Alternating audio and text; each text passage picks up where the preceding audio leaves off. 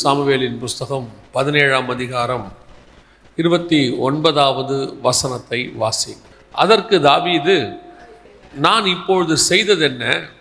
நான் வந்ததற்கு முகாந்தரம் இல்லையா என்று சொல்லி, நாம் இந்த வசனத்திலிருந்து சில காரியங்களை நாம் பார்க்க போகிறோம். முதலாவதாக நாம் கண்களை மூடுவோம், சின்ன ஜெபம் செய்து அப்புறம் கர்த்தருடைய வார்த்தைக்கு நிறைய கடந்து போவோம். சர்வ வல்லமையுள்ள எங்கள் தகப்பனே, தேவனாகிய கர்த்தர் இம்மட்டும் எங்கள் மத்தியில் நடத்தி கொண்டிருக்கிற எல்லா தயவான காரியங்களுக்காய் ஸ்தோத்திரம். உம்முடைய கிருபை, இரக்கம், தயவு நாங்கள் கூடி வர பண்ணியிருக்கிறீர். ஒவ்வொருத்தரோடும் நீர் பேச வல்லமை உள்ளவராக இருக்கிறீர். ஒவ்வொருத்தரையும் நீர் ஆண்டவரை கொண்டு வந்திருக்கிறீர். இங்கே அவர்களுக்கு வந்ததுக்கு ஒரு முகாந்தரம் உண்டு ஆண்டவரே. இதை கொண்டு வந்த தயவுக்காக உமக்கு நன்றி. நீர் பேசும், நீர் இடைபடும் ஆண்டவரே. வரவேண்டியவர்கள் சீக்கிரத்தில் வந்து சேர கிருபை பாராட்டும். எங்கள் ஆண்டவர் இயேசு கிறிஸ்துவின் நாமத்தில் ஒப்பு கொடுத்து ஆசீர்வதித்து ஜெபிக்கிறோம், ஜீவனுள்ள நல்ல பிதாவே. அல்லேலூயா. 1 சாமுவேலின் புஸ்தகம் 17ஆம் அதிகாரம் 29வது வசனம். அதற்கு தாவீது, நான் இப்பொழுது செய்ததென்ன? நான் வந்ததற்கு முகாந்தரம் இல்லையா என்று சொல்லி, இந்த 17ஆம் அதிகாரம் 1 சாமுவேலின் புஸ்தகத்தில் 17ஆம் அதிகாரத்தில் இருக்கிற சம்பவத்தை நாம் அறிவோம். இதற்கு அந்த சம்பவத்தை நான் உங்களுக்கு எக்ஸ்பிளைன் பண்ண வேண்டியதே கிடையாது. நீங்கள் சண்டே கிளாஸ்லேருந்து அதை கேட்டுக்கிட்டே வந்திருப்பீங்க. ஒருவேளை சண்டே கிளாஸ் போகாமல் நேராக சர்ச்சுக்கு வரவங்களாக இருந்தாலும் நீங்கள் கேட்டிருப்பீங்க. அந்த தாவீது கோலியாத் சம்பவத்தை நாம் கேட்டிருக்கிறோம். ஆனால் கோலியாத்தை தாவீது ஜெயித்தார் என்பது நம்ம எல்லாருக்குமே தெரியும். அதில் எந்த விதமான மாற்று கருத்தும் இல்லை. அது ஒரு மோட்டிவேஷனான மெசேஜ். நம்ம எல்லாருமே அதை மோட்டிவேஷனாக பார்க்குறோம். எப்படி பார்க்குறோம் அப்படின்னா, தாவீது ஜெயித்தது ஆண்டவர் கிருபையாக அப்படி நம்மளையும் ஜெயிக்க வைப்பார், அவ்வளோ பெரிய கோலியாத்தை வீழ்த்தினார், நம்மளையும் ஆண்டவர் வீழ்த்த வைப்பார் அப்படின்ட்டு அதற்கு ஓமையாக நாம் உலகத்தை சொல்லி ஒரு மோட்டிவேஷ்னல் நிறைய மெசேஜை நாம் கேட்டிருக்கிறோம். அதில் எந்த விதமான மாற்று கருத்தும் இல்லை. ஆனால் ஒரு வெற்றியோ அல்லது வாழ்க்கையில் முன்னேற்றமோ உயர்வோ எது ஒன்றுமே சும்மா வருவது கிடையாது. எதுவுமே இல்லை, சும்மா வந்துடாது. இப்போ இந்த கடைசி காலத்தில் ஒரு விதமான உபதேசம் இருக்குது. அது வெளியே நிறையா இருக்குது. நீங்கள் டிவியில் கூட பார்த்துருப்பீங்க. அப்படின்னா என்னென்னா, கர்த்தர் உங்களை எந்த விதமான காரியமும் இல்லாமல் சும்மாவே ஆசீர்வதிப்பார். ஆசீர்வதிக்கிறோன்னு சொன்னால் ஆண்டவர் என்ன பண்ணிடுவார்? ஆசீர்வதிச்சிருவார். அப்படி ஒரு காரியம் வேதத்தில் இல்லை, எங்கேயுமே இல்லை. கிரியை இல்லாத விசுவாசம் செத்தது அப்படின்னு இருக்கு. எல்லாவற்றுக்கும் ஏதோ ஒன்றை நாம் செய்ய வேண்டியிருக்கு. நாம் சும்மா படுத்து தூங்கிட்டே இருப்போம், கர்த்தர் நம்மளை அப்படியே உயர்த்தி மேலே கொண்டு போயிடுவார் அப்படின்னு எங்கேயுமே இல்லை. படித்தா தானே மார்க் வரும். நாம் படித்தா கர்த்தர் அதை ஆசீர்வதிக்கிறார். நம்ம படிக்கும்பொழுது படிக்கிற காரியங்களே ஞாபக சக்தி கொடுக்கறது கர்த்தர். ஏற்ற நேரத்தில் எழுத வைக்கிறது கர்த்தர். அதை திருத்தும் போது அந்த டீச்சர்ஸ்க்கு கொஞ்சம் நல்ல மைண்ட் இருக்கணும், நல்ல மூடில் இருக்கணும். அப்போ நாம் செய்ய வேண்டியதை நம்ம என்ன செய்யணும். நாம் எஸ்தர் பண்ண வேண்டிய அலங்காரத்தை பண்ணிக்கிட்டு போகணும். நம்ம செய்ய வேண்டியதெல்லாம் செஞ்ச பிறகு கர்த்தர் அவர்கள் கண்களிலே தயவு கிடைக்க பண்ணுவார். ஏன்னா நாம் செய்யறதுனால மட்டும் இல்லை, ராஜா நினைச்சார்னா எஸ்தர் அப்பயே கொன்று போட முடியும் இல்லையா? வசனம் அப்படிதான் சொல்லுது. ராஜா செங்கோலை நீட்டினார், அதனால எஸ்தர் பிழைச்சா. எஸ்தர் சொல்றாங்க, செத்தாலும் சாகுறேன். அப்ப நான் என்ன பண்ணாலும் தயவு கிடைக்கிறது கர்த்தர் கரத்தில் இருக்கு. ஆனா நான் செய்ய வேண்டியது என்ன செய்யணும். படிக்க வேண்டியதை படிக்கணும், செய்ய வேண்டிய காரியத்தை செய்யணும். இன்னைக்கு ஒரு குரூப் அப்படி இருக்கிறது. அப்போ இந்த இடத்துல நம்ம வாசிக்கிறோம், நான் தாவீது கோலியாத்தை ஜெயித்தான். பார்த்தீங்கன்னா வசனம் சொல்லுது, கோலியாத்து அவ்வளோ பெரிய ஆளு, தாவீது ஒன்றுமே இல்லாத ஆளு, கல்லெடுத்து அடிச்சாரு, கோலியாத்தை ஜெயிச்சிட்டாரு. இதான் மோட்டிவேஷனல் ஸ்பீச் இன்னைக்கு இருக்கிறதுல. அதனால் அப்படின்னா தாவீது எதுவுமே செய்யலையா? கர்த்தர் தாவீது கிட்ட என்னத்தை பார்த்தார்? வசனம் சொல்லுது, கர்த்தர் சொல்றாரு, தாவீதை தன் இருதயத்துக்கு ஏற்றவனாய் கண்டேன். அப்ப ஏதோ ஒன்று தாவீது கிட்ட இருக்குல்ல. மோசையை பார்த்து சொல்றாரு, என் வீட்டில் எங்கும் சும்மா சொல்லிட்டாரா? 80 வருஷம் பார்க்குறாரு. 40 வருஷம் எகிப்து, 40 வருஷம் மீதியான் தேசம், 80 வருஷம் பார்த்துட்டு சொல்றாரு, அவன் என் வீட்டில் எங்கும் உண்மை உள்ளவன். நினிவே ஜனங்களை பார்த்து நிறைய பேர் இப்ப சொல்றாங்க, நினிவேக்கு இறங்கின தேவன் நமக்கும் இறங்குவார்னு. சும்மா ஆண்டவர் இறங்கல, அவங்க 40 நாள் உபவாசம் இருக்கிறத பார்த்தாராமா. வசனம் சொல்லுது, அவர்கள் சின்ன குழந்தையிலிருந்து பெரியவங்க வரைக்கும் உபவாசம் இருக்கிறதை பார்த்துட்டு கர்த்தர் சொல்றாரு, அவர்கள் மேல் மனஸ்தாபப்பட்டு ஏதோ ஒன்று அவசியமாய்ப்படுகிறது, ஏதோ ஒன்று நம்ம செய்ய வேண்டி இருக்கிறது. அப்ப இந்த இடத்துல வசனம் சொல்லுது, தாவீது அவங்கள பார்த்து ஒரு கேள்வி கேட்கிறான், நான் வந்ததற்கு முகாந்தரம் இல்லையோ? அதே தான் உங்களுக்கும் நான் சொல்றேன். நீங்க இங்க வந்ததுக்கு தரிசன மோட்டிவ், கர்த்தருக்கு தரிசன பர்பஸ். கர்த்தர் ஒரு பர்பஸ் இல்லாமல், முகாந்தரம் இல்லாமல் இங்க யாரையுமே கூட்டிட்டு வரல. நான் எப்பவும் சொல்வேன், கர்த்தர் கரத்தில் ஆக்சிடென்ட் அப்படின்னு ஒன்று கிடையாது. நம்ம சொல்றோம்ல, ஆக்சிடென்ட்டா நடந்துருச்சுங்க, சட்டனா நடந்துருச்சு, எதிர்பார்க்காம நடந்துருச்சு, இதெல்லாம் நமக்கு தான். கர்த்தருக்கு அந்த எதிர்பார்க்காமன்றது கிடையாது. ஆக்சிடென்டலி ஹேப்பன்டுவாங்க, அப்படிலாம் ஒண்ணுமே கிடையாது கர்த்தருக்கு. அவருக்கு எல்லாமே தெரியும். அப்போ உங்களை இங்க கொண்டு வந்து உட்கார வச்சிருக்கிறதும் அவருக்கு தெரியும். அப்ப தாவீது அந்த இடத்துக்கு ஒரு நோக்கத்தோடு தான் அழைத்து கொண்டு வரப்பட்டான். அந்த நோக்கம் தாவீதை ராஜாவாக்குவது. அப்போ உங்களையும் கர்த்தர் இங்க கொண்டு வந்ததுக்கு ஒரு முகாந்தரம் இருக்கிறது. ஒவ்வொருத்தருக்கும் கர்த்தர் ஒரு ஃபியூச்சர் பிளான் வச்சிருக்கிறார். Everybody have. வசனம் சொல்லுது, நம்முடைய காலங்கள் அவருடைய கரத்தில் வரையப்பட்டிருக்கிறது. நம்ம எல்லாருடைய காலங்களும் அவர் கையில வரையப்பட்டிருக்கிறாமா? அப்படி இருக்கும் பொழுது நம்ம அத்தனை பேரையும் அந்த காலத்துக்கு ஏற்ற மாதிரி தான் அவர் நடத்துறாரு. அதுக்கு ஏற்ற மாதிரி தான் நம்மளை நடத்துறாரு, மூவ் பண்றாரு. கர்த்தர் என்ன நினைக்கிறாரோ அது மட்டும்தான் நம்ம வாழ்க்கையில நடக்கும். நல்லா அதை மட்டும் மனசுல வச்சுக்கோங்க. அவர் நினைக்காதது நம்ம வாழ்க்கையில நடக்காது. ஒண்ணு அவர் சொல்றதை செஞ்சோம்னா நமக்கு ஆசீர்வாதம், உயர்வு. இல்ல அடமுடிச்சு செய்ய மாட்டோம்னா இருக்கிறதுல தேவையில்லாத காரியங்கள் வந்து சேரும். ஆனா கர்த்தர் செய்ய வைக்க வேண்டியது என்ன செய்வாரு? கூடுமான வரைக்கும் செய்ய வச்சிருவார். 99.99%. யூதாஸ் மாதிரி போனவங்க இருக்கிறாங்க ஒரு சிலர். கர்த்தர் ஒரு நோக்கத்தோடு தான் அழைச்சாரு, அவங்க போயிட்டாங்க. ஆனால் நமக்கு ஆண்டவர், நான் என்னுடைய லைஃபை வச்சு அழகா சொல்வேன், எங்க போனாலும் திருப்பி கொண்டு வந்து அவருடைய சித்தத்துக்குள் செய்ய வைக்க தேவன் வல்லமை உள்ளவராக இருக்கிறார். ஆனால் அவர் சொல்ற ரூட்லயே போயிட்டீங்கன்னா நல்லது. இல்ல நான் வேற ரூட்ல தான் போவீங்கன்னா நீங்க வேற ரூட்ல போங்க. அந்த ரூட்டை கரெக்டா அவர் நினைச்ச மாதிரி கொண்டாடுவாரு. என்ன கொஞ்சம் சுத்தி வருவீங்க, டைம் எடுக்கும், பெட்ரோல் வேஸ்ட் ஆகும், டோல் வேஸ்ட் ஆகும், எல்லாம் வேஸ்ட் ஆகும். ஆனா கரெக்டா வந்து அங்கதான் நிப்பீங்க. நீங்க நினைப்பீங்க நம்ம எங்கேயோ போனோமே. எங்க வேணா போங்க, தேவன் என்ன வச்சாரோ அதான் நடக்கும். அதை மாற்றவே முடியாது. ஏன்னா அவர் சொல்றாங்கல்ல, இந்த ஏஐ டெக்னாலஜியோடைய அட்வான்ஸ்டு வெர்ஷன் தான் நீங்களும் நானும் ஏஐ டெக்னாலஜியோட அட்வான்ஸ்டு வெர்ஷன். அது ஆர்டிஃபிஷியல் இன்டெலிஜென்ஸ், நம்ம நேச்சுரல் இன்டெலிஜென்ஸ்.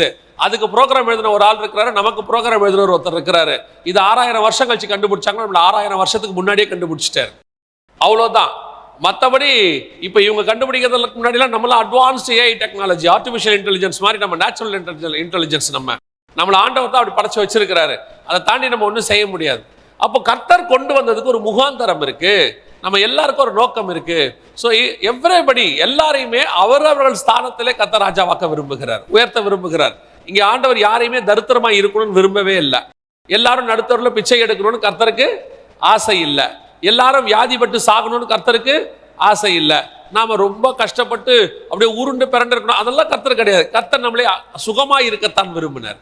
எத்தனை தடவை சொல்றாரு கவலைப்படாதிருங்கள், எத்தனை தடவை சொல்றாரு பயப்படாதிருங்கள், எத்தனை தடவை சொல்றாரு நான் உங்களுக்கு இருக்கிறேன், என்னிடத்தில் வாங்க. அதெல்லாம் எதுக்கு ஆண்டவர் சொல்றாரு? நம்ம நல்லா இருக்கணும்ன்ற ஒரே காரணம் தான்.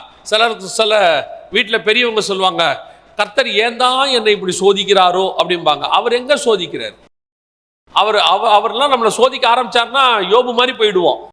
இதே மாதிரி தான் நம்ம நினைச்சுக்கிறோம். கர்த்தர் ஒருவனையும் சோதிக்கிறது இல்லை. வசனம் தெளிவா சொல்லி, சோதிக்கப்படுகிற எவனும் தேவனால் சோதிக்கப்படுகிறேன் என்று சொல்லாதிருப்பானாக. ஆண்டவர் சோதிக்கிறது இல்ல, அவர் ஒரு ரூட்டு காட்டுறாரு. அந்த ரூட்ல போகாம வேற ரூட்ல போனா நம்ம ரூட்டுக்கு திருப்பறதுக்கு சில வேலைகளை செய்வாரு. அதுக்கு பேரு சோதனை. நான் சொல்றேன், அவர் சொல்ற ரூட்லயே போயிட்டோம்னா ஒண்ணுமே ஆகாது, ஒண்ணுமே நடக்காது. கரெக்டா கொண்டு வந்து சேர்த்துருவாரு. நம்மளாதான் போய் தேடி பிடிச்சி எதையாவது ரொம்ப விலை கொடுத்து வாங்கிறது. அப்போ தாவீதை கொண்டு வந்தது போலதான் உங்களையும் இப்ப கொண்டாந்து இருக்கிறாரு. ஒவ்வொருத்தருக்கும் ஒரு ஃபியூச்சர் வச்சிருக்கிறாரு. உங்க ஸ்தானத்திலே கர்த்தர் உயர்த்தி உங்களை ராஜாவாக உட்கார வைக்க ஆசைப்படுகிறார். இதுல தாவீது எடுத்த உடனே கோலியாத்தை ஜெயிச்சிட்டான்னு பாத்தீங்கன்னா, அவனுக்கு வேறு விதமான பிரச்சனைகள் கொஞ்சம் இருந்துச்சு. அந்த பிரச்சனையை தாண்டி வந்துதான் அவன் ஜெயிச்சிருக்கிறான். கோலியாத்தை ஜெயிச்சதை பத்தி நீங்க பார்த்திருப்பீங்க. கூழாங்கல்லத்தை அடிச்சாரு, அதை பண்ணாரு, இதை பண்ணாரு, எல்லாம் இருக்கு. அவனுடைய பாசிட்டிவ் சைடு கொஞ்சம் இருக்கு. கொஞ்சம் பேர் சொல்வாங்க, அவன் வந்து இஸ்ரவேலின் தேவனாகிய கர்த்தருடைய நாமத்தில் வருகிறேன் என்று சொன்னான். இதெல்லாம் நீங்க கேட்டிருப்பீங்க. ஆனா தாவீது ஃபேஸ் பண்ண வேற சில கொஞ்சம் விஷயங்கள் இருக்கு. அதைத்தான் நாம இப்ப பார்க்க போறோம். முதலாவது வாசிங்க, அதே 1 சாமுவேலின் புஸ்தகம் 17ஆம் அதிகாரம் 28வது வசனத்தை வாசிங்க. அந்த மனுஷரோடே அவன் பேசிக் கொண்டிருக்கிறதை அவன் மூத்த சகோதரனாகிய எலியாப் கேட்டபோது, அவன் தாவீதின் மேல் கோபங்கொண்டு, நீ இங்கே வந்தது என்ன? வனாந்தரத்திலுள்ள அந்த கொஞ்ச ஆடுகளை நீ யார் வசத்தில் விட்டாய்? யுத்தத்தை பார்க்க அல்லவா வந்தாய்? உன் துணிகரத்தையும் உன் இருதயத்தின் அகங்காரத்தையும் நான் அறிவேன் என்றான். இதான் முதலாவது பிரச்சனை. கர்த்தர் தாவீதை கூட்டிட்டு வந்துட்டார். அது காட்ஸ் பிளான். அது ஒரு பக்கம் இருக்கட்டும். ஸ்பிரிச்சுவலி உலக பிரகாரமா பாருங்க, தாவீது அங்க வந்தது காரணம் அவங்க அப்பா. அவங்க அப்பா தான் அனுப்பி வைக்கிறாரு, போய் சகோதரர்களை என்ன பண்ணு, விசாரிச்சுட்டு வா, அவங்க சுக செய்தியை கேட்டுட்டு அடையாளத்தை வாங்கிட்டு வான்னு சொன்னார். அதை கேட்டுட்டு தான் தாவீது அங்கே வந்திருக்கிறாரு. அவர் பாட்டு நாடு மேய்ச்சிக்கிட்டு தான் இருந்தார். அவங்க அப்பா தான் சொன்னார், போ இந்த வேலைக்கு போன்னு சொல்லி. இப்போ அவர் அங்கே வந்து அப்பாவோடைய வேலையை தான் என்ன செஞ்சிட்டு இருக்கிறாரு, அங்கே நிறைவேற்றிக்கிட்டு இருக்கிறாரு, கீழ்ப்படிஞ்சு வந்திருக்கிறார். ஆனால் இங்கே அவங்க அண்ணன் என்ன கேட்குறான், பெரியவன் என்ன கேட்குறான், உனக்கு என்ன துணிகரம் இருந்தால் இங்கே வந்திருப்பேன்னு கேட்குறான். அவன் கேட்ட கேள்வி என்ன, உனக்கு என்ன துணிகரம் இங்கே இருக்கிறோம். ரெண்டாவது சொல்கிறான், இருதயத்தில் என்ன இருக்குது, அகங்காரம் இருக்குது அப்படிங்கிறான். பல நேரத்தில் நாம் சரியாய் செய்யும் போது நமக்கு நெகட்டிவான ரிசல்ட் கிடைக்கும். நாம் சரியாக செய்யும் போது நமக்கு விரோதமாக ஒரு கூட்டம் எழும்போம். இதை ஃபேஸ் பண்ணி ஜெயிச்சுட்டு வரோம் பார்த்தீங்களா, இதுதான் தாவீதுடைய ஃபர்ஸ்ட் பாயிண்ட். தாவீது நினைச்சிருந்தா என்ன பண்ணிருக்கலாம் தெரியுமா, எங்க அண்ணன் திட்டுறான், அவன் பெரியவன், இருக்கிறதுல நம்பர் 1, இவன் 8வது, எங்க அண்ணன் திட்டுறான், எதுக்கு நான் உனக்கு தானடா வந்தேன் போடா அப்படின்னு கோச்சிக்கிட்டு தாவீது போயிருக்கலாம். தாவீது போகல. இவ்வளவு பெரிய காரியத்தை சொன்னவன தாவீது, நான் வந்ததுக்கு ஒன்றும் முகாந்தரம் இல்லையோ, கர்த்தர் எங்க கொண்டு வந்திருக்கிற காரணம் இல்லையோன்ட்டு அடுத்து போய் வேற ஒருத்தங்கிட்ட பேசிட்டு இருக்கிறான், என்ன நடந்துச்சுங்க, என்ன பிரச்சனைன்னு. அவன் வந்த விஷயம் வேறு, ஆனால் கர்த்தர் அவனை ராஜாவாக்குறாரு. அதுக்கு முதல் தடை என்ன அப்படின்னு கேட்டீங்கன்னா, உங்களுக்கு கர்த்தர் வச்ச சித்தத்தை நீங்க செய்வதற்கு உங்களை செய்ய விடாமல் பாசிட்டிவாக தடுக்கக்கூடிய நெகட்டிவிட்டி ஒன்று இருக்கு. இதெல்லாம் பாசிட்டிவா தான் தடுக்கும். உங்களுக்கு ஒரு உதாரணத்துக்கு சொன்னா நல்லா இருக்கும். நான் இப்ப சொல்லுவேன், ஆனா எத்தனை பேர் அதை அக்செப்ட் பண்ணுவீங்கன்னு தெரியாது. ஆனா அதுதான் உண்மை. கர்த்தர் உங்களுக்கு வந்து ஒரு ஃபியூச்சர் வச்சிருப்பார். அந்த ஃபியூச்சர்ல தான் உங்களை உயர்த்தணுங்கிறது தேவ திட்டமாக இருக்கும். பொதுவாக இந்த தேவ திட்டத்தை உடைக்கிறதுக்கு 2 ரீசன் இருக்கு. ஒன்று, உங்க அப்பா அம்மா சொல்வாங்க, இந்த கோர்ஸ் எடுத்து படி, இந்த நீட்டு நீ எழுது, இல்லை இந்த இன்ஜினியரிங் சேரு அப்படிம்பாங்க. இப்போ கர்த்தர் உங்களுக்கு வச்சது வேறையா இருக்கும். அவங்க சொல்ற ரீசன் என்னவா இருக்கும்னா, எனக்கு சின்ன வயசுலேருந்து ஒரு ஆசை இருக்கு, நான் டாக்டர் ஆகணும்னு நினைச்சேன், ஆக முடியல, உன்னை ஆக்கணும்னு நான் ஆசைப்பட்டு வளர்த்தேன் அப்படின்னு.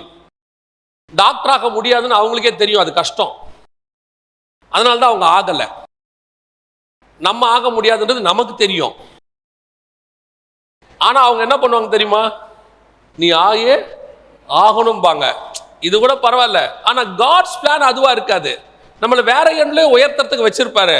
அதுக்கேற்ற மாதிரி தான் நம்ம டிசைன், ஆண்டவர் அப்படித்தான் டிசைன் பண்ணியிருக்க போறாரு. அதுக்கேற்ற மூளை தான் கொடுத்துருப்பாரு, அதுக்கேற்ற அறிவு தான் நமக்கு இருக்கும். நமக்கு வேற அறிவு இருக்கும். இப்போ இவங்க என்ன பண்ணுவாங்கன்னா, பாசிட்டிவா பேசுவாங்க. இது நெகட்டிவிட்டி. ஆக்சுவலி உங்க பெற்றோர் உங்களோட தேவ சித்தத்தோட உங்களுக்கு செய்யும் போது அதுக்கு நீங்க கண்டிப்பா கீழ்ப்படிங்க. அதுல எந்த மாற்று கருத்துமே இல்லை. ஏன்னா கர்த்தருக்குள் பெற்றோருக்கு என்ன செய்யணும், கீழ்ப்படியணும். நான் சொல்றது எக்ஸாம்பிள், படிப்பு, எந்த ஒரு விஷயத்திலையுமே தேவன் ஒரு திட்டத்தை வைத்திருக்கும் பொழுது அதை பாசிட்டிவா தடுக்கிற ஒரு கூட்டம் இருக்குது. நாட் ஒன்லி பேரண்ட்ஸ், எல்லா விஷயத்திலும் இருக்கு. அது என்ன கர்த்தர் உங்களுக்கு கொண்டு வந்தாரோ அந்த ஸ்டாண்ட்ல நீங்க நிக்கிறதான் நீங்க செய்ய வேண்டிய முதலாவது மிக முக்கியமானது. அப்படி இருக்கும் பொழுது பல நேரங்களில் கர்த்தர் உங்களுக்கு வச்ச திட்டம் என்ன என்பதை நீங்கள் புரிஞ்சுக்கணும். எதுக்கு ஆண்டவர் வச்சிருக்கிறாரு, நீங்க எல்லாருமே ஒரு இன்பில்ட் மெமரியோட தான் வந்திருக்கிறீங்க. இங்க காட் உங்களுக்குள்ள ஒரு இன்பில்ட்டான பிளானை வச்சு தான் அனுப்புனாரு. அதான் திருப்பி சொல்றேன், நீங்க யாருமே இங்க ஆக்சிடென்டா கிடையாது. இங்க வந்ததும் சரி, உலகத்துக்குள்ள வந்ததும் சரி, கர்த்தர் ஒரு திட்டத்தோட உங்களை கொண்டு வந்தார். அது திட்டம் என்ன, அதை முதல்ல காட் கிட்ட கேட்கணும். நீங்க ஏதாவது ஒரு காரியத்தை கர்த்தர் உங்களுக்கு சொன்னாருங்கிற ஒரு தீர்மானம் இருக்கா? நீங்க என்ன முடிவெடுக்கிறீங்க? 10th முடிக்கும் போது என்ன குரூப் எடுக்கணும், ஃபர்ஸ்ட் குரூப் என்ன எடுக்கணுமா, செகண்ட் குரூப் எடுக்கணுமா? ஒன்று வீட்டில் கொடுக்குற ப்ரெஷர், நீ டாக்டர் ஆகணும், இன்ஜினியர் ஆகணும், ஃபர்ஸ்ட் குரூப். இல்லைனா ஃப்ரெண்ட்ஸ் எல்லாம் இப்போ பேசிக்கிறீங்க, நம்ம இதை எடுத்தா ஈஸியாக இருக்கும், அதை எடுத்தா எடுக்கும். இது எல்லாமே ஒரு விதமான உலக பிரகாரமான ஆலோசனை. ஆனால் தேவன் உங்களுக்கு என்ன வச்சாருன்னு பார்க்கணும். அதை எடுக்க விடாமல் தடுக்கிற ஒரு கூட்டம் இருக்கும். அதை ஜெயிக்கிறது தான் ரொம்ப முக்கியம். ஒரு 4000 வருஷத்துக்கு முன்னாடி நடந்த ஒரு சம்பவம் சொல்றேன். இன்னைக்கு அது பாசிபிலிட்டியா நீங்க எனக்கு சொல்லுங்க. ரெபேக்கால பொண்ணு பார்த்துட்டு வந்து, பொண்ணு பார்த்துருவாரு, ஒரு ஊழியக்காரர் பார்த்துருவாரு. பார்த்து முடிச்ச உடனே லாபான் சொல்லுவாரு, ஓகே ரைட் எல்லாம் முடிச்சாச்சு. இப்ப லாபான் ஒரு வார்த்தை சொல்லுவாரு, பெண்ணின் வாய்ப்பிறப்பை கேட்போம் அப்படிம்பாரு. பொண்ணுகிட்டையும் ஒரு வார்த்தை கேட்டுக்கலான்னு. போன ஜென்ரேஷன் வரைக்கும் அதுக்கு வாய்ப்பே இல்லை. போன ஜென்ரேஷன் வரைக்கும் நீங்க வேணா உங்க அம்மாக்கிட்ட கேட்டு பாருங்க, அந்த பிடிச்சிருக்கான்லாம் கேட்கவே மாட்டாங்க. மாப்பிள்ளை ரொம்ப நல்லா இருக்கு, பிடிச்சிருக்க, உங்க வாழ்க்கை ரொம்ப நல்லா இருக்குமா, ஜோம் பண்றோம், இவ்வளவுதான். மீறி நீங்க ஏதாவது கேட்டீங்கன்னா அப்பா அம்மாவை ஏத்து பேசுறீங்கன்னு சொல்லிடுவாங்க. 4000 வருஷத்துக்கு முன்னாடி ரெபேக்கால்ட்ட ஒரு கேள்வி கேட்கிறாங்க, இந்த மனுஷனோட நீ போகிறாயா? இந்த கேள்வி கேட்ட உடனே ரெபெக்காள்கிட்ட இருந்த மிக முக்கியமான ஒரு குணம் என்ன தெரியுமா? Decision making. நான் போகிறேன். ஒரு கொஸ்டின் கேட்கறாங்க பாருங்க, அதுவே பெரிய விஷயம் அந்த காலத்துல. அதே லாபான் தான் யாக்கோபுக்கு கல்யாணம் பண்ணும்போது லேயாள்கிட்ட கேள்வியே கேட்க மாட்டான், போய் அந்த ஆளை கல்யாணம் பண்ணிக்கின்றுவான். அந்த அம்மாவும் எதிர்த்து ஒரு கேள்வி கேட்க முடியாது. ஜெனரேஷன் மாறிடுச்சு. ஆனால் இப்பொழுது அப்படி அல்ல. இப்போ உங்ககிட்ட கேட்கறதுக்கான ஒரு வாய்ப்பு இருக்குது. நீங்க டிசிஷன் எடுக்கிறீங்க, இந்த குரூப் தான் படிப்பேன், இதான் எனக்கு வேணும், நான் சயின்ஸ் எடுக்க மாட்டேன், காமர்ஸ் தான் எடுப்பேன், ஒகேஷனல் தான் எடுப்பேன், பிசினஸ் மேக்ஸ் தான் எடுப்பேன் சொல்றீங்க தானே நீங்க? அந்த அந்த அளவுக்கு உங்களுக்கு ஒரு இன்னைக்கு ஒரு ஃப்ரீடம் இருக்குல்ல. அந்த ஃப்ரீடமை கரெக்டா யூஸ் பண்ணுங்கன்ற. அப்பா அம்மா சொன்னாலும் யார் சொன்னாலும் உங்களுக்கு ஒரு ஐடியா இருக்குல்ல, நான் இதுதான் செய்வேன்னு, எனக்கு இதான் பிடிச்சிருக்கு, இதை படிக்கிறேன் அப்படின்னு. அதே மாதிரி உங்களுடைய ஃபியூச்சருக்கு கர்த்தர் ஒரு பிளான் வச்சிருப்பாரு. அதை தேவ திட்டத்தோட சேர்ந்து முடிவெடுங்க. நான் ஆண்டவர் என்னை கொண்டு வந்ததுக்கு ஒரு நோக்கம் இருக்கு, அதன் அடிப்படையில் நீங்க போகணும், அதன் அடிப்படையில் உங்க பிளான் இருக்கணும். அதை தடுக்கிறதுக்கு நிறைய நடக்கும். அது ஃப்ரெண்ட்ஸ் வழியா நடக்கலாம், யார் வழியாலும் நடக்கலாம். ஒன்று மட்டும் உங்களுக்கு தெரியணும், கர்த்தர் என்னை இங்க கொண்டு வந்ததுக்கு என்ன இருக்குது? ஒரு நோக்கம் இருக்கு. என்னை படிக்க வைக்கிறதுக்கு ஒரு திட்டம் இருக்கு. ஒரு இடத்துல என்ன பிளேஸ்மெண்ட் ஆபீஸ்ல வச்சிருக்கிறாரா, அதுக்கு ஒரு காரணம் இருக்கு. கர்த்தர் ஒரு இடத்தில் உங்களை கொண்டு போய் வைத்தால் அந்த இடத்தில் ஏதோ ஒரு திட்டத்தோடு தான் கர்த்தர் வைப்பார். அங்க ஏதோ ஒன்று சொல்லி கொடுக்கறதா வைப்பாரு. ஸோ உங்களை அந்த இடத்துல இருந்து தூக்கிறதுக்கு நிறைய காரியங்கள் நடக்கும். ஆனால் நீங்கள் அதை பொறுத்து கொள்ளத்தான் வேண்டும். சில காரியங்களை அட்ஜஸ்ட் பண்ணணும். நான் சொல்றது உங்களுடைய பிசிக்கல் அபியூஸ் அதை சொல்லலை, அந்த விஷயத்தை நான் பேசலை. நான் பேசுறது என்னன்னா, பல விஷயங்களை கர்த்தர் உயர்த்தும் போது அந்த இடத்துல உங்களை நெகட்டிவிட்டியை சொல்ற மாதிரி ஒரு பாசிட்டிவிட்டி. ஏன் இன்னும் இங்கே வேலை செய்யற, உடனே யூஎஸ்க்கு போடு வேலை, யூகேக்கு போடு, போட்டினா உடனே அங்க போலாம், இப்படி சொல்லிட்டே இருப்பான். கர்த்தர் உன்னை ஒரு இடத்துல வச்சதுக்கு ஒரு முகாந்தரம் இருக்கு. அங்க ஏதோ ஒன்ன சொல்லி கொடுக்கிறாரு, ஏதோ ஒன்ன உருவாக்குறாரு. முந்தையெல்லாம் பாத்தீங்கன்னா ஒரு ஆபீஸ்ல இருந்தா 10 வருஷம் 5 வருஷம் கத்துப்பாங்க. அவங்கள மாதிரி ஒரு எக்ஸ்பீரியன்ஸ் ஆனவங்க இருக்க மாட்டாங்க. இப்போ அப்படியே போயிட்டே இருக்கான், 3 மாசத்துக்கு ஒரு தாவிக்கிட்டே இருக்கான். தாவி தாவி தாவி அதைத்தான் இப்ப பெருசா நினைக்கிறான். அவனால ஒரு இடத்துல கடைசி வரைக்கும் நிக்க முடியல. அவனால யாரையும் அட்ஜஸ்ட் இப்ப பாருங்க, அந்த குணம் குடும்பத்துல வருது.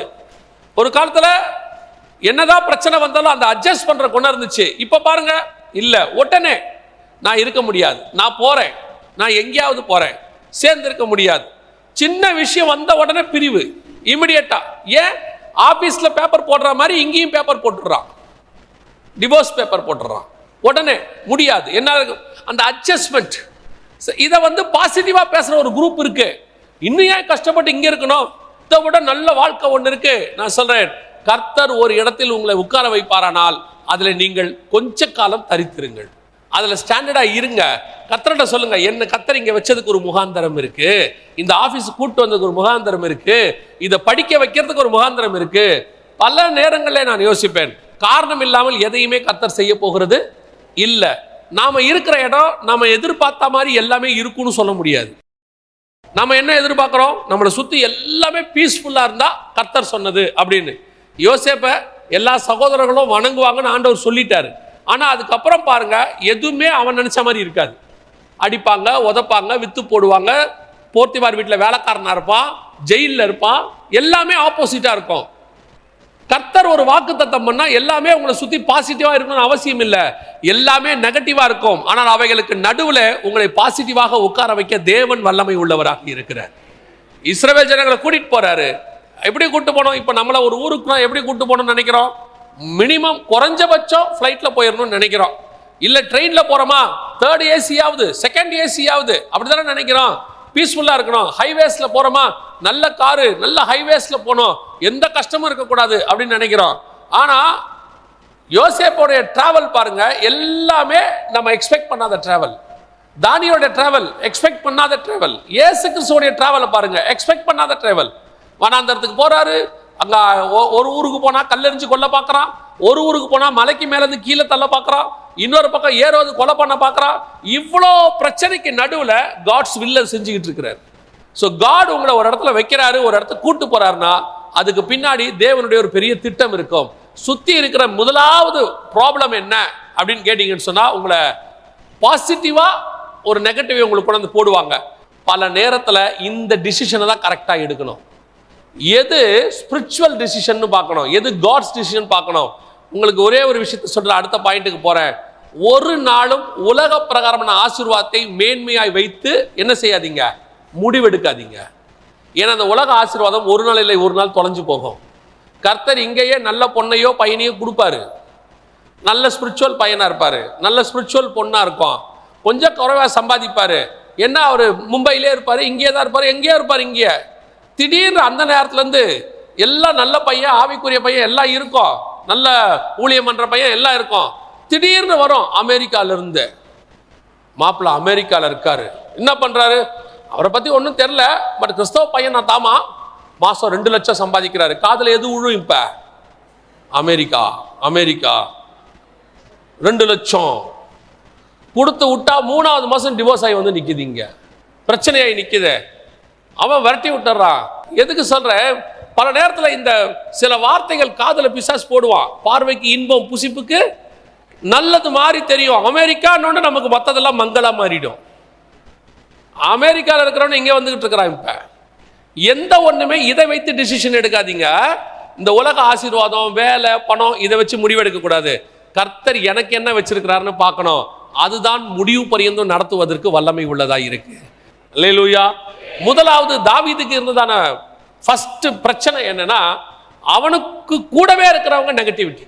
ஏன் வந்த, எதுக்கு வந்த, உடனே போ திரும்பி காட்ஸ் வில்லுக்கு அகைன்ஸ்டா சொல்றாங்க. அவங்க சொல்றது உலக பிரகாரமா கரெக்ட், ஆடுகளை எங்க விட்ட, இப்படிதான் இருக்கும். அடுத்த வார்த்தை தாவீதுக்கு வந்த அடுத்த பிரச்சனை என்ன வாசிங்க. 1 சாமுவேல் 17ஆம் அதிகாரம் 33வது வசனம் வாசிங்க. அப்பொழுது சவுல் தாவீதை நோக்கி, நீ இந்த பெலிஸ்தரோடு எதிர்த்து யுத்தம் பண்ண உன்னால் ஆகாது, நீ இளைஞன், தன் சிறு வயது முதல் யுத்த வீரன் என்றான். இது 2வது பிரச்சனை என்ன தெரியுமா? முதல்ல உள்ளுக்குள்ள இருந்தே நம்மளை செய்ய விடாம தடுக்கிறதுக்கு ஒரு வேலை நடந்துச்சு.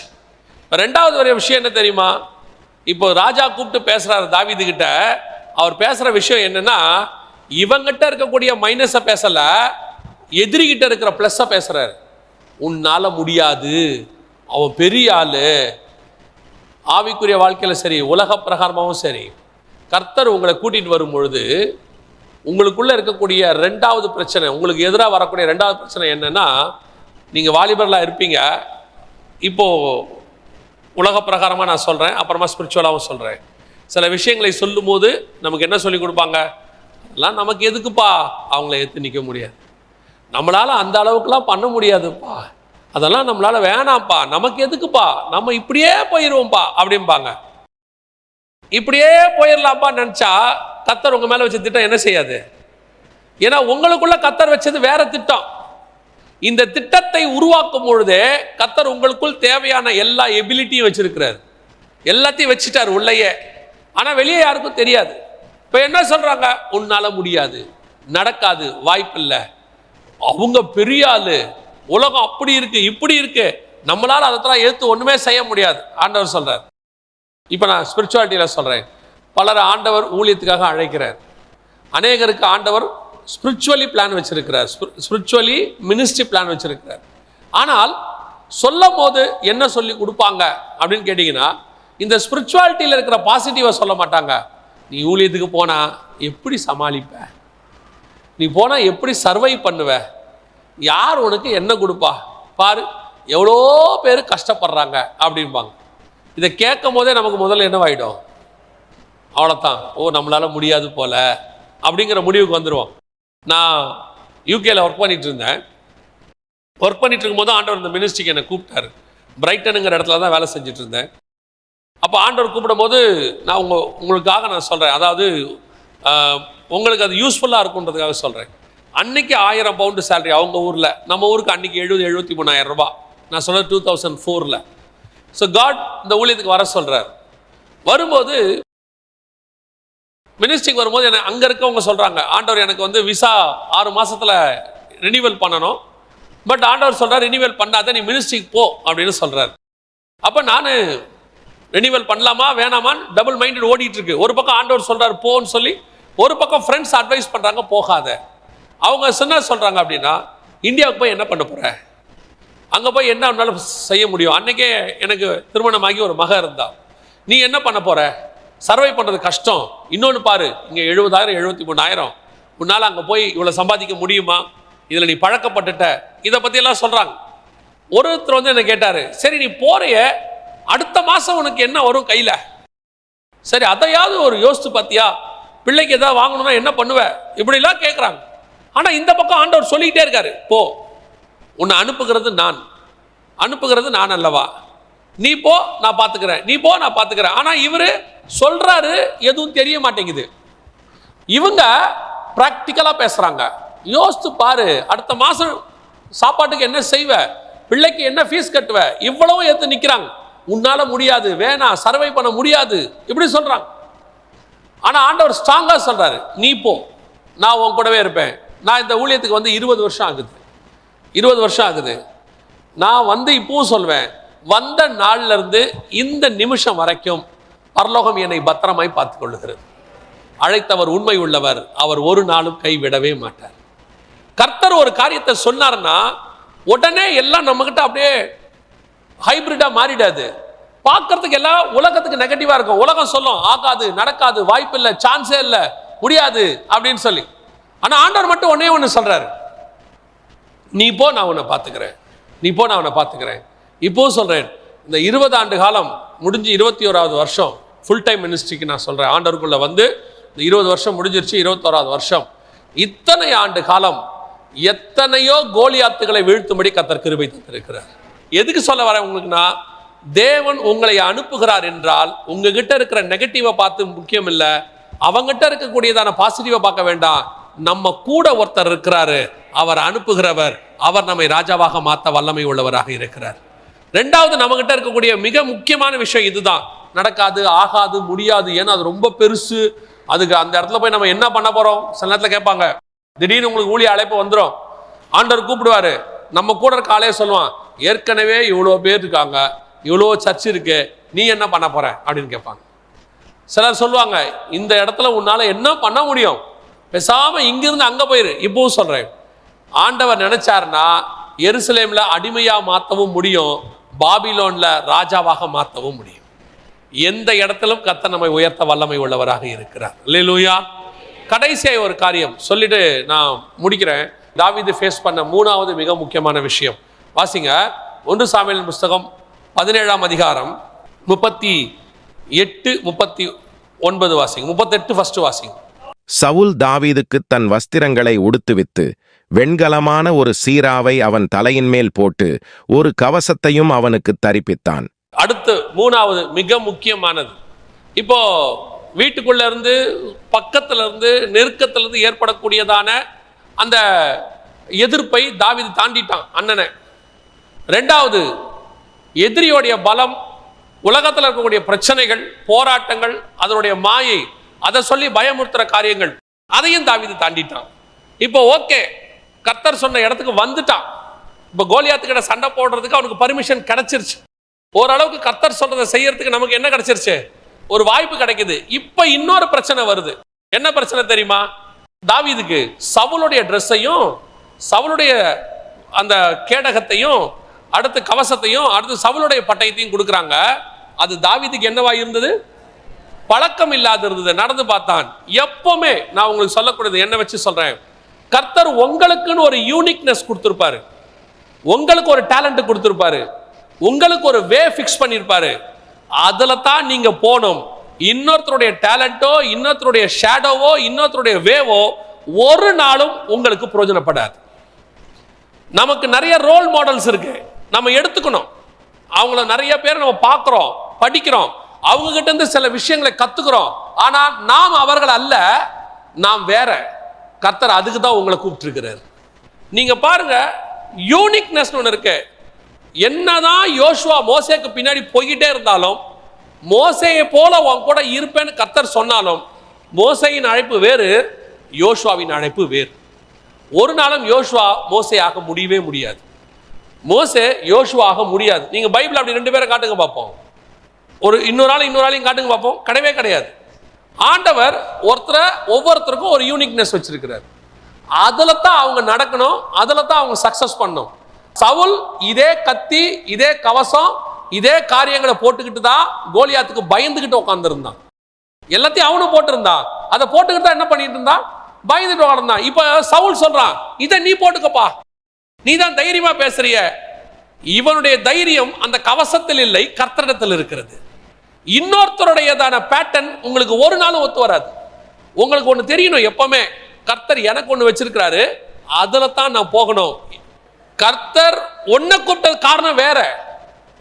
நம்ம அத்தனை பேரும் ஒருத்தர மாதிரி வேணா மாறலாம், ஒரே மாதிரி மாறலாம். யார் மாதிரி தெரியுமா? இயேசு கிறிஸ்துவை போல அவரை மாதிரி மாறலாம். ரோமர் 8:29 சொல்லுது, குமாரனின் சாயலுக்கு ஒப்பா இருக்கும்படி கர்த்தர் அழைத்தார். நம்ம எல்லாம் காட்ஸோட இமேஜுக்கு மாறலாம், வேற யாருடைய இமேஜுக்கு மாறாதீங்க. இன்னொரு ஆளை மாதிரி இருக்கிறதுக்கு கர்த்தர் உங்களை கூப்பிடவே இல்லை, உங்களை மாதிரி இருக்கிறதுக்கு தான் கூப்பிட்டாரு. நான் ஒரு நாள் ரொம்ப ஜெபம் பண்ணிட்டு இருந்தேன், ஆண்டவரே மார்ட்டின் லூத்தருடைய இந்த ஹிஸ்டரி எல்லாம் படித்த போது 16th செஞ்சுரியில் அவர் பண்ண ரிவைவல், அந்த ரிஃபார்மேஷன் அப்படிம்பாங்க, அவர் பண்ண எல்லாத்தையும் படிக்கும்போது ரொம்ப நாளாக ஒரு ஜெபம் பண்ணிகிட்டே இருப்பேன். ஆண்டவரே மார்ட்டின் லூத்தர் மாதிரி ஒருத்தரை எழுப்புங்கப்பா அப்படின்னு ரொம்ப ஜெபம் பண்ணிட்டே இருக்கும்போது ஆண்டவர் சொல்வார், அதுக்கு தான் மார்ட்டின் லூத்தர் வந்துட்டாரு, அதை விட மேலான ஒரு ஆளை கேளு. அது ஏன் நீயா இருக்கணும்னு கேளு, ஏன் இன்னொரு ஆளை கேட்குற, நீயா இருக்கணும்னு கேளு. இன்னொரு மார்ட்டின் லூத்தர் வேண்டாம், இன்னொரு யோசுவா வேண்டாம், இன்னொரு மோசே வேண்டாம். உங்களை தான் கர்த்தர் அதுக்கு அழைச்சிருக்கிறாரு. இன்னொருத்தரோட இதை போட்டு பார்க்காதீங்க, இன்னொருத்தரத்தை நீங்க யூஸ் பண்ணணும்னு நினைக்காதீங்க, அதுல பெரிய ஆள் ஆகணும்னு நினைக்காதீங்க. உங்களுக்கு கர்த்தர் ஒன்று கொடுத்துருப்பாரு, அது என்ன வேணாலும் இருக்கும். இப்ப பாருங்க, தாவீதுக்கு வந்து சவுல் வந்து கவசத்தை கொடுத்தான். வசனம் சொல்லுது, தாவீதுக்கு தன் வஸ்திரங்களை உடுத்து வித்து வெண்கலமான ஒரு சீரனா ஹெல்மெட், ஒரு ஹெல்மெட் கொடுத்து அடுத்து தலையின் மேல் போட்டு ஒரு கவசத்தை ஃபுல்லா, பாடி கார்டு என்ன சொல்லுவாங்க, அதை உடம்பு ஃபுல்லா போட்டிருக்கான், புல்லட் ப்ரூஃப் மாதிரி போட்டு விடுறான். இப்ப தாவீது சொல்றான், இது எனக்கு பழக்கம் இல்லைங்க. என்னப்பா நீ எதுல நிக்கிறாள், எப்படிப்பட்டாள், அதெல்லாம் விட்டுருங்க உனக்கு. அப்ப நீ என்ன தாவீது பண்ண போற? இப்ப யோசிச்சு பாருங்களேன், யாருமே போல, ஒரு வாரமா கோலியாத்து கூப்பிட்டுக்கிட்டே இருக்கான். அந்த நேரத்தில் தாவீது வந்து சொல்றான், நான் போறேன் அப்படின்னு. உடனே டோட்டல் சேனையும் என்ன பண்ணியிருக்கோம், ஆர்மியும் தாவீது தானே பார்க்கும், ராஜாவே அனுப்ப போறாரு. எல்லாரும் டேவிடை பார்த்துக்கிட்டு நிற்கிறாங்க. இப்போ டேவிட் வந்து சொல்றாரு, நான் போறேன்ப்பா அப்படின்னு. ராஜா கேட்பாரு, சரி நான் போட்டதான் உனக்கு செட் ஆகல, நீ என்ன எடுத்துன்னு போற அப்படின்னு. உடனே கூழாங்கல் எடுத்துன்னு போறேன்னு உடனே ராஜாவுக்கு எப்படி இருந்திருக்கும், இன்னையோட நம்ம நாடு முடிஞ்சிச்சு அப்படித்தானே சொல்லியிருப்பாரு ராஜா. என்னவோ இந்த பையன் பேசுறதை பார்த்து நான் கூட நம்பிட்டேன்ப்பா, சிங்கத்தை ஜெயிச்சேன்னா, கரடியை ஜெயிச்சேன்னா, அடுத்து அப்படி பண்றேன் இப்படி பண்றேன்னா நானும் நம்பிட்டேன், நல்லா பேசினாப்பா அந்த பையன், போய் மேல நின்னா கூழாங்கல்லோட வரான். சவுல் சொல்றாப்புல, முடிஞ்சு, இன்னையோட நம்ம கதை முடிஞ்சு. அந்த டோட்டல் ஆர்மியும் தாவீதை எப்படி பார்த்துருக்கோம், இதுக்கு தான்டா இந்த பேச்சு பேசின நீயே. சில நேரத்தில் சொல்லுவாங்கல்ல, ஆனால் அவர்களை பொறுத்த வரைக்கும் அவன் கையில் இருந்து கூழாங்கல்ல, அவனை பொறுத்த வரைக்கும் அதுதான் அவங்ககிட்ட இருக்கிற மிகப்பெரிய பட்டயம், பலம் எல்லாமே. நம்ம கிட்ட இருக்கிற குரலை மற்றவன் என்ன சொல்றாங்கிறது முக்கியமே இல்லை, கர்த்தருக்கு பிடிச்சிருக்கிறான்றது தான் முக்கியம். பல நேரத்தில் நம்ம வெளியே பாட முடியாது இல்லையா, வெளியே பாடவே முடியாது. ஆனால் நீங்கள் பாருங்க, உங்கள் ரூம்குள்ளே பாடும்போது அப்படி ஒரு ப்ரெசன்ஸ் உங்களுக்கு வருது இல்லை, காட்ஸ் ப்ரெசன்ஸ் மூடுது இல்லை. இப்போ வெளியே நம்ம குரலை பிடிக்கலன்னு கிரிட்டிசைஸ் பண்ணுவான். ஆனால் நான் இன்றைக்கும் சொல்லுவேன், என்னுடைய ப்ரேயர் அவரில் நான் பாடும்போது ஆவியானவர் என்னை நிரப்புகிறதை நான் அறிந்திருக்கிறேன். அந்த காட்ஸ் ப்ரெசன்ஸ் என் கூட இருக்கிறத ஃபீல் பண்ணியிருக்கேன். அதுக்கு நடுவில் இருந்து ஆவியானவர் பேசுகிறதை, எது உலகத்துக்கு உன்னிடத்தில் இருக்கிறது பலவீனமாய் தோன்றுகிறதோ உனக்கு அது பலமாய் கர்த்தர் மாற்ற வல்லமை உள்ளவராய் இருக்கிறார். நீ மற்றவனை பற்றியெல்லாம் யோசிக்கவே யோசிக்காத. அதனால நான் இப்பவும் சொல்கிறேன், உங்களுக்குன்னு ஒரு யூனிக்னஸ் வச்சுருப்பாரு. அது உங்கள் லாங்குவேஜாக இருக்கும், நீங்கள் பேசுகிறதா இருக்கும், எது வேணா இருக்கட்டும். அவங்க அதை நெகட்டிவாக சொல்ல, என்னப்பா இப்படி பேசுகிற, ஓ சர்ச்சில் பேசுகிற மாதிரியா பேசுகிற அப்படிம்பாங்க. அதெல்லாம் வேற, அது அவங்க இஷ்டம். கர்த்தர் என்னை அழைத்தது இதே, அந்த உலகம் எது டிராபேக்குன்னு சொல்லுதோ அதை வச்சுட்டு தான் கர்த்தர் நம்மளை கூப்பிட்டாரு, அதோடு தான் கர்த்தர் நம்மளை செலக்ட் பண்ணார். ஸோ தாவீதுகிட்ட இருந்த மூணாவது பிரச்சனை என்னன்னா, இவங்க எல்லாம் எதை ப்ளஸ்ன்னு சொல்கிறாங்களோ அவனுக்கு அது மைனஸாக இருக்குது. இவங்ககிட்ட இருக்கிறது எது ப்ளஸ்ஸோ உலகத்துக்கு அது மைனஸாக இருக்குது. இவங்க கவசம் பட்டயம் எல்லாம் சொல்கிறாங்க, இவங்ககிட்ட எதுவுமே இல்லை. பார்க்குறவங்களாம் சொல்லுவான், ஏன்பா அவன் சின்ன வயசுலேருந்து சண்டை போட்டுக்கிட்டு இருக்கிறான்பா, அவங்ககிட்ட போய் நிற்கிறதுக்கு ஒரு தகுதி வேணாமா சொல்லுவாங்க. அவங்கள பார்த்து என்ன பார்த்து, தகுதி வேணாமா, அது வேணாமா, இது வேணாமா. நான் சொல்கிறேன், நமக்கு இருக்கிற ஒரே தகுதி ஆண்டவராக இயேசு கிறிஸ்து ஒருத்தர் தான். நமக்கு விசிட்டிங் கார்டு தான். உங்களுக்கு எனக்கும் ஏதோ ஒன்று கொடுத்துருப்பாரு. அந்த ஒன்னிலிருந்து மேலே கொண்டு வர அவர் வல்லமை உள்ளவராக இருக்கிறார். ஆமென். எத்தனை பேர் விசுவாசிக்கிறீங்க? எத்தனை பேர் நம்புறீங்க? உங்க அத்தனை பேரையும் கர்த்தர் இங்கே கொண்டு வந்ததுக்கு ஒரு முகாந்தரம் உண்டு. அல்லேலூயா. அப்போ உங்க அத்தனை பேருக்கு முன்னாடியும் ஆண்டவர் ஒரே ஒரு காரியத்தை சொல்றாரு. இன்னைக்கு நமக்கு நிறைய கோலியாத்துகள் இருக்கிறாங்க. பிசாசு கடைசி காலத்தில் எவனை விழுங்கலாமோ என்று வகை தேடி சுத்தி திரிகிறான். இப்போ கர்த்தருக்கு தேவை பெரிய பெரிய ஜாம்பவான்கள் என்று சொல்லக்கூடிய ஊழியக்காரர்கள் என்று சொல்லக்கூடிய சவுல்கள் அல்ல. இப்போ கர்த்தருக்கு தேவை தன்னை அப்படியே அர்ப்பணிக்கக்கூடிய தாவீதுகள். உங்கள்கிட்ட நிறைய நெகட்டிவிட்டி இருக்கும். உன் ஃபேமிலிக்குள்ளேயே உனக்கு எதிர்ப்பு இருக்கும். உனக்கு உங்கள்கிட்டயே சொல்லுவாங்க, உன்னால் முடியாது, வாய்ப்பில்லை, செய்ய முடியாதுன்னு ஒரு நெகட்டிவான கமெண்ட் இருக்கும்.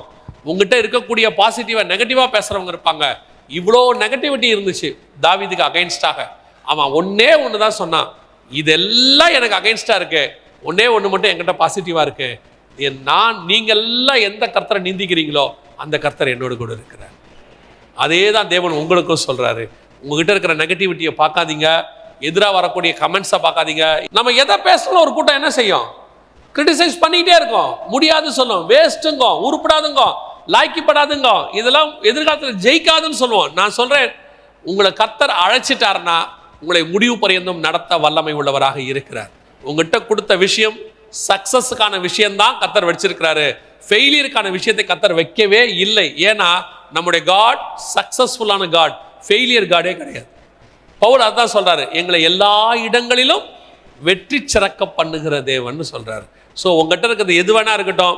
அவங்க சொல்லுவாங்க, காமர்ஸ் குரூப்பை வச்சு என்ன பண்ணலான்னு கேட்பான், ஒகேஷனல் குரூப்பை வச்சு என்ன பண்ணலான்னு கேட்பான். அந்த குரூப்பை வச்சு ஒன்றும் பண்ண முடியாது. ஆனால் என் கூட இருக்கிற கர்த்தர் அந்த குரூப்பை வச்சு எதையும் செய்ய வல்லமை உள்ளவராக இருக்கிறார். கோலியாத்தை போய் இந்த கூழாங்கலை வச்சு என்னங்க பண்ண முடியும்னு கேட்பாங்க. கூழாங்கல் ஒன்றும் செய்யாது. ஆனால் அந்த கூழாங்கலை அடிக்கும் போது உதவி செய்கிற கர்த்தர் ஒருத்தர் கூட இருக்கிறார். அதே தேவன் தான் உங்களுக்கும் இருக்கிறாரு. Don't see about your negativities, don't see about the negative comments. அவனெல்லாம் விட்டுருங்க. அவனுக்கெல்லாம் டைம் இருக்கு, பேசுகிறான். நமக்கு டைம் இல்லை, கொஞ்ச காலம் தான் இருக்கு. நிறைய கோலியாத்துகளை கர்த்தர் வச்சிருக்கிறாரு. அவர்களை வீழ்த்துறதுக்கு ஆண்டவருக்கு நீங்கள் தேவை. நீங்கள் பெரிய பெரிய ஆட்கள் செஞ்சுப்பாங்க, அவர் ஊழியம் பண்ணிப்பார், இவர் ஊழியம் பண்ணிப்பாருன்ட்டு நீங்கள் பாட்டுன்னு அமெரிக்காவில் சம்பாதிக்கலாம், யூகேல சம்பாதிக்கலாம் நினைக்காதீங்க. கர்த்தர் உங்களை எதுக்கு கூப்பிட்டு வந்தார்? ஒரு வேலை ஃபுல் டைம் கூப்பிட்டாருனா, மிஷினரியா கூப்பிட்டாருனா, அல்லது உங்கள் மூலமாக இந்த ஏரியாவிலே ஆண்டவர் பெரிய காரியங்கள் செய்ய விரும்பினார்னா தைரியமாக ஒப்பு கொடுங்க. அந்த கவர்மெண்ட்டு இந்த கவர்மெண்ட்டு இப்படி நடக்குது, அப்படி நடக்குது, இது செய்யாது, வருமானம் வராது, ஃபியூச்சர் இருக்காது, யார் சொல்றதையும் கேட்காதீங்க. உங்களுக்கு சாட்சியா நின்று நான் சொல்றேன், கர்த்தருக்கு பின்னால் வந்தவர்கள் வெட்கப்பட்டு போனதே இல்லை. அல்லேலூயா. நாம் ஜெபிக்க போகிறோம். எந்திரிக்கலாமா நாம? Thank you Jesus. உங்ககிட்ட எது பாசிட்டிவ்னு பார்க்காதீங்க, உங்ககிட்ட எது நெகட்டிவ்னு பார்க்காதீங்க, உங்களை சுற்றி இருக்கிறவங்க எது நெகட்டிவாக சொல்கிறாங்கன்னு பார்க்காதீங்க. நம்ம அத்தனை பேருக்கும் ஒரே ஒரு பலம் இருக்கு, ஸ்ட்ரென்தன் இருக்கு. என்ன தெரியுமா? இந்த உலகத்தை ஜெயித்த ஆண்டவர் நம்மோடு கூட இருக்கிறார். நம்மகிட்ட இருக்கிறது எது வேணாலும் இருக்கட்டும். ஒருவேளை இந்த உலகம் எதிர்பார்க்கறதான குவாலிஃபிகேஷன் உங்ககிட்ட இருக்காது. நான் என்ன வச்சு சொல்கிறேன், இந்த ஊழியத்துக்கு வந்த புதுசில் பைபிள் காலேஜ் முடிச்சியா, சர்டிஃபிகேட் வச்சிருக்கியா, எந்த காலேஜில் பைபிள் தியாலஜி முடிச்ச, இதெல்லாம் இருந்தால் தான் ஊழியம் பண்ண முடியும், இல்லைன்னா நீ எதுக்குமே லாய்க்கப்பட மாட்டேன்னு ஒரு குரூப் எனக்கு சொன்னாங்க. நான் உங்களுக்கு நான் சொல்கிறேன், இன்னும் என்கிட்ட எந்த தியாலஜி சர்டிஃபிகேட்டும் கிடையாது, நான் பைபிள் காலேஜ் முடித்தது கிடையாது. ஆனால் இந்த பைபிள் காலேஜ் முடித்து எந்தெந்த காலேஜுக்கு போகணுமோ பல காலேஜுகளில் போய் டீச் பண்ணுறதுக்கு கர்த்தர் எனக்கு கிருபை தந்தார். இன்னும் என்கிட்ட தியாலஜி சர்டிஃபிகேட் கிடையாது. ஒரு பெரிய பைபிள் காலேஜ் டீச்சர் கேட்டார், இவ்வளோ உங்ககிட்ட இந்த டீச்சிங் இதை பார்த்துட்டு கேட்டார், எங்கே முடிச்சிங்க அப்படின்னு, எஸ்கட்டாலஜி எங்கே முடிச்சிங்கன்னு. எனக்கு எஸ்கட்டாலஜிங்கிறதே அவர் சொன்ன பிறகு தான் தெரியும் நான் எடுக்கிறதுக்கு பேர் எஸ்கட்டாலஜின்னு. நான் ஒன்றுமில்லாத ஒரு கூழாங்கல் தான். ஆனால் புழுதியிலிருந்து எடுத்து ராஜாக்கள் மத்தியில் உட்கார வைக்க ஒருத்தர் இருக்கிறார். அந்த தேவன் உங்களையும் ஆசிர்வதிப்பார். உன்னை அழைத்ததுக்கு ஒரு முகாந்தரம் இருக்கிறது, உன்னை கொண்டு வந்ததுக்கு ஒரு முகாந்தரம் இருக்கு. Don't see about your negativities. உங்ககிட்ட இருக்கக்கூடிய குறைவுகளை பார்க்காத. வரலையா? சில காரியங்கள் உனக்கு நேச்சராகவே வராது, உன் ஃப்ரெண்டுக்கு வரும். உலகம் சொல்லும் அவனுக்கு வருது, ஏன் உனக்கு வரல? ஆமாம், அவனுக்கு வரும், நமக்கு வராது. தென்னை மரம் மாதிரி மாமரம் வளராது உயரமாக, மாமரம் மாதிரி தென்னை மரம் அகலமாக மாறாது. ஒவ்வொருத்தருக்கும் ஒரு ஒரு குவாலிட்டி இருக்குது. அதே மாதிரி தான் கர்த்தர் உனக்கு ஒரு குவாலிட்டி வச்சிருக்கிறார். அதில் உன்னை உயர்த்த அவர் வல்லமை உள்ளவராய் இருக்கிறார். அவருக்கேற்ற பிரயோஜனமுள்ள பாத்திரமாய் உன்னை பயன்படுத்த விரும்புகிறார். அப்படி நீ கர்த்தருக்கு உன்னை ஒப்பு கொடுத்து, கர்த்தர் என்னை பயன்படுத்தணும், கர்த்தருக்காக நான் எழும்பணும், கர்த்தர் வீழ்த்த நினைக்கிற கோலியாத்துகளை என்னை கொண்டு வீழ்த்தணும், நான் இனி என்கிட்ட இருக்கிற நெகட்டிவிட்டியை பார்க்கல, என்னை சுற்றி சொல்கிறவங்க சொல்கிற நெகட்டிவ் கமெண்ட்ஸை நான் பார்க்கல, நான் கர்த்தருக்காக எழும்பி கர்த்தருக்காக ஏதாவது ஒன்று செய்ய போகிறேன் அப்படின்னு உனக்குள்ள ஒரு எண்ணம் வருமானால், இன்றைக்கி நீ ஒப்பு கொடுத்து ஜெபம் பண்ண பார்ப்போம். ஆண்டவர்கிட்ட உன் கரங்களை ஆண்டவருக்கு நேராக உயர்த்தி, ஆண்டவரே உங்களுடைய கிருபையுள்ள கரத்தில் என்னை தாழ்த்துகிறேன், என்னை எடுத்து பயன்படுத்துங்கப்பா. மேபி என்கிட்ட இந்த உலகம் சொல்லக்கூடியதான குவாலிஃபிகேஷன்ஸ் இல்லாமல் இருக்கலாம், பல காரியங்கள் எனக்குள்ளே காணப்படாமல் இருக்கலாம். ஆனால் என்னை உங்களுடைய கரத்தில் முற்றும் தருகிறேன் ஆண்டவரே, முற்றும் ஒப்படைக்கிறேன் ஆண்டவரே, என்னை எடுத்து பயன்படுத்துங்கப்பா. ஜெபிக்கிறவங்களாம் கரங்களை ஆண்டவருக்கு நேராக உயர்த்தி, சர்வ வல்லமையுள்ள எங்கள் தகப்பனே, தேவனாகிய கர்த்தர் கொண்டு வந்த இந்த வாலிப பிள்ளைகளுக்காக நன்றி. இந்த வார்த்தைகள் எங்கள் பிள்ளைகளுக்குள்ளே கிரிய செய்யட்டும், ராத்திரியிலே பேசட்டும். இங்கே இருக்கிற வாலிபர்களில் அநேகரை இந்த கடைசி காலத்தில் உமக்கென்று எழுப்ப ஆண்டவரே, ஒரு தாவீதை போல ஒரு பட்டயமாக எழுப்ப கர்த்தர் கிருபை பாராட்டுங்க. எத்தனையோ கோலியாத்துகள் வெளியே சுத்திட்டு இருக்கிறாங்கப்பா, சபைக்கு ஜனங்களுக்கு விரோதமாக போராடிட்டு இருக்கிறாங்க. அவர்களுக்கு ஜெயிக்க எங்கள் பிள்ளைகளை எடுத்து பயன்படுத்தும். கரங்களை உயர்த்தி ஜெபித்து கொண்டிருக்கிற ஒவ்வொரு பிள்ளைகளையும் கர்த்தர் கிருபை பாராட்டுங்க. அவர்களுக்குள் இந்த வார்த்தைகள் கிரிய செய்யட்டும். எங்கள் ஆண்டவர் இயேசு கிறிஸ்துவின் நாமத்தில் ஒப்பு கொடுத்து ஜெபிக்கிறோம் எங்கள் ஜீவனுள்ள நல்ல பிதாவே.